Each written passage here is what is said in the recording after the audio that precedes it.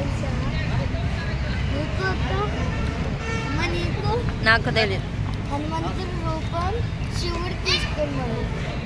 ఇంకా గొప్ప మీకు తెలుసా హనుమంతుడు ఎప్పుడు ఇలా గుండె చించి రాముడిని సీతాదేవిని తీస్తారు అక్క నీకు? అమ్మ నీకు? ఎప్పుడంటే ఎక్కడ తీసారంటే రామ్ మందిర్ దగ్గర. అప్పుడు అదొక రాజ్యం కాబట్టి అక్కడ తీశారు. ఇప్పుడు అది రామ్ మందిర్. అది అప్పుడు ఒకసారి ఎప్పుడైతే యుద్ధం అయిపోతుందో అప్పుడే అంటే 5 days తర్వాత సీతాదేవి చెప్పారు, హనుమ మీరెంత సహాయం చేసినందుకు మీకు ధన్యవాదాలు చెప్పడానికి చాలా ధన్యవాదాలు చెప్పాలి అని సీతాదేవి చెప్పారు. సీతాదేవి ఒక పూసల దండ హనుమాన్జీకి ఇచ్చి చెప్పారు, హనుమ ఇది మీ ప్రభు నాకు వివాహం చేసుకున్నప్పుడు ఇచ్చారు. ఇప్పుడు నేను ఇది మీకు ఇస్తున్నాను అంటే దీంట్లో ఏం కొత్తగా ఉంది సీతామాత అని హనుమాన్జీ అడిగితే అప్పుడు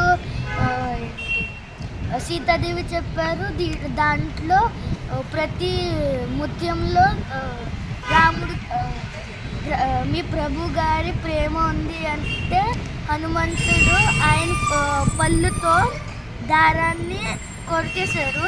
తరువాత ఒక్కొక్క పూసని 2 డివైడ్ చేసేసారు, హాఫ్ డివైడ్ చేసేసారు. అప్పుడు అన్నీ చేసేసిన తర్వాత హనుమంతుడిజీ అడిగారు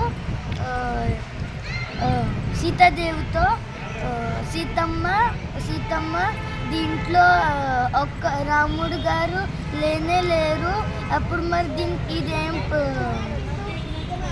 అవసరం అంటే అప్పుడు సీతాదేవి చెప్పారు, ఇది మీ ప్రభు నాకు వివాహంలో ఇచ్చారు, నువ్వు ఇలా ఎందుకు చించేసావు అంటే అప్పుడు హనుమాన్జీ మళ్ళీ అలాగే చెప్తారు. తర్వాత అప్పుడు ఎలా చెప్తారు? కోరికిన తర్వాత మళ్ళీ అలాగే చెప్తా, సేమ్ టు సేమ్. దీంట్లో మా ప్రభువే లేరు అంటారు. అప్పుడు సీతాదేవి అంటారు, మీ గుండెల్లో మీ ప్రభు ఉన్నారా అంటే అప్పుడు హనుమాన్జీ అంటారు,